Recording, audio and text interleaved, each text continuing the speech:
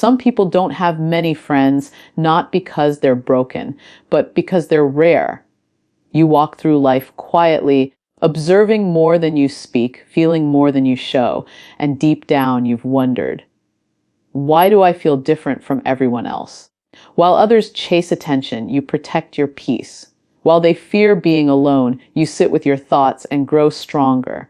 And sometimes, late at night, the silence feels heavy, but it's also where your strength is born. What if the loneliness you feel isn't a weakness, but a sign of something powerful within you?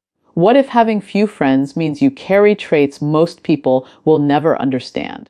Stay with me till the end, because what you're about to hear may finally explain why you've always felt set apart. Comment your location and tell us where you're watching from. Subscribe to the channel for more life-changing psychology and motivation. When you have very few friends, it's often because your mind doesn't move at the same speed or in the same direction as most people's. You don't live on the surface of life.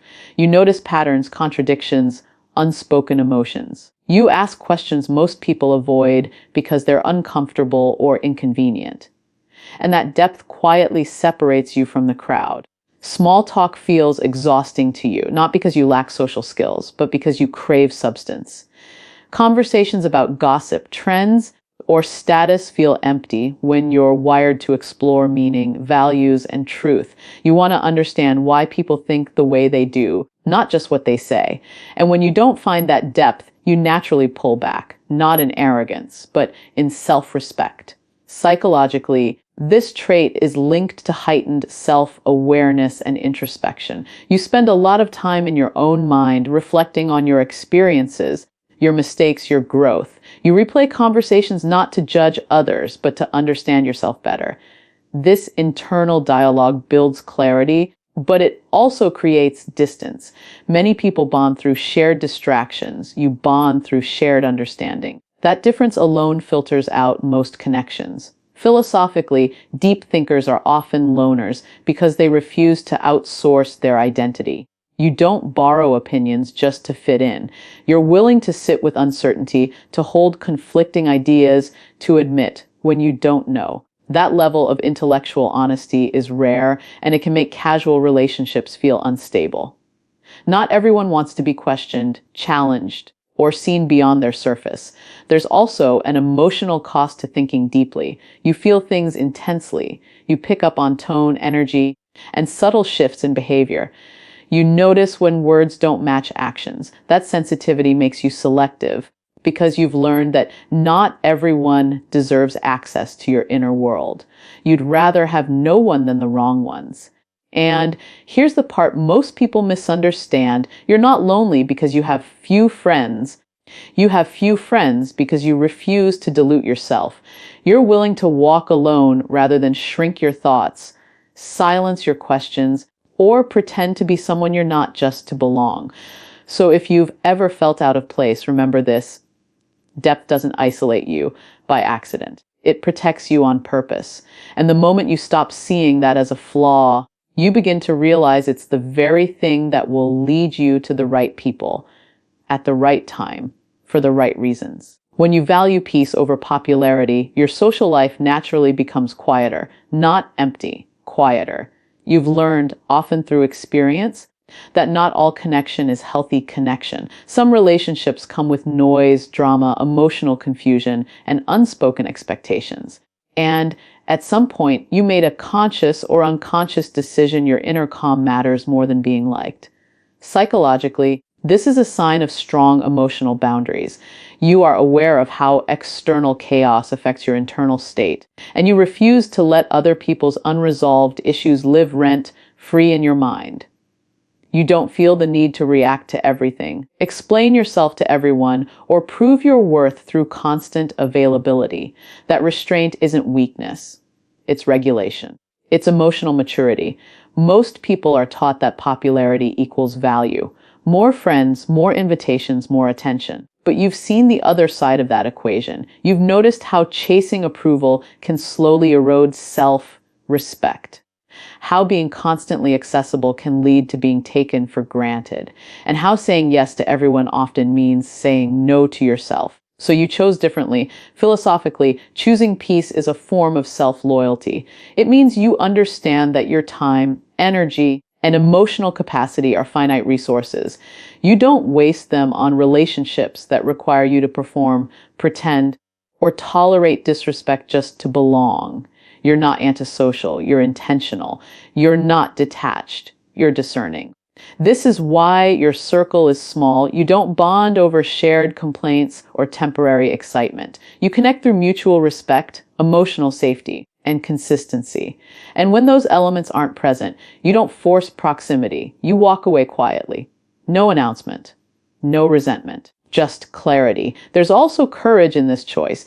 Being alone is uncomfortable for many people, not because solitude is harmful, but because it removes distraction. Silence forces reflection, and you've learned how to sit with yourself without needing constant external validation. That ability to be alone without feeling empty is rare and powerful. Of course, this path isn't always easy. There are moments when you question yourself, when you wonder if you're missing out, when the quiet feels heavier than expected.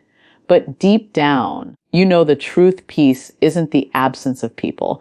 It's the absence of unnecessary emotional conflict. You're not avoiding connection. You're waiting for alignment. You're not isolating yourself. You're protecting the version of you that took years to build. And here's the reflection to leave with. A peaceful life may look lonely from the outside, but from the inside, it feels like freedom.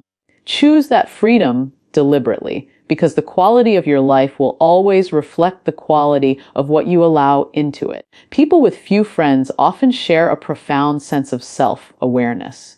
You know who you are, what you stand for, and what you will not tolerate. You've spent enough time observing the world to understand your own patterns, triggers, and values. That level of insight is rare, and it naturally shapes the way you interact with others. You don't seek approval or external validation because you have built a foundation within yourself, one that doesn't crumble when others disagree or disappear. Independence in thought and emotion becomes a hallmark of your life. You're comfortable making decisions alone, trusting your intuition even when it goes against popular opinion. While many rely on the crowd to define what's acceptable, you navigate by your own compass. This is not arrogance, it's clarity. You've seen what it means to compromise too much, to dilute yourself to fit in, and you've decided that the cost is far too high. True connection, you understand, cannot be forced. It must align with who you are at your core. Emotionally, this self-awareness creates a natural filter. You can sense when relationships are superficial or conditional. You notice when someone's intentions are misaligned with your values. And because you prioritize alignment over quantity, you rarely tolerate people who drain your energy or misinterpret your authenticity. It's not about being difficult. It's about being intentional. You've learned that maintaining your integrity is worth more than temporary companionship. Philosophically, this trait reflects a deeper understanding of human experience. You recognize that loneliness is not always a deficit. Sometimes it is a space for growth, reflection, and refinement. It allows you to cultivate your mind, sharpen your intuition, and strengthen your emotional resilience. While others may see a sparse social circle as a sign of failure, you see it as a reflection of deliberate choices. You know that meaningful relationships are rare, and they require patience, discernment, and authenticity. This independence and self-awareness often make others uncomfortable. Many people are drawn to the familiar and the easily influenced, while you offer neither. You do not mirror the crowd or follow trends simply to belong. Instead, you remain consistent, authentic, and grounded, even if that means standing alone. Over time, this attracts people who resonate with your depth rather than your popularity. Ultimately, the rare trait of self-awareness and independence is both a gift and a responsibility. It allows you to live a life that is true to yourself, rather than a life dictated by others' expectations. It shapes how you form relationships, set boundaries, and experience the world. So remember this, being selective introspective, and independent does not isolate you. It elevates you. It ensures that when you do connect, it is real, profound, and lasting. Embrace these traits, and you will discover that the power of a small circle far outweighs the illusion of a crowd.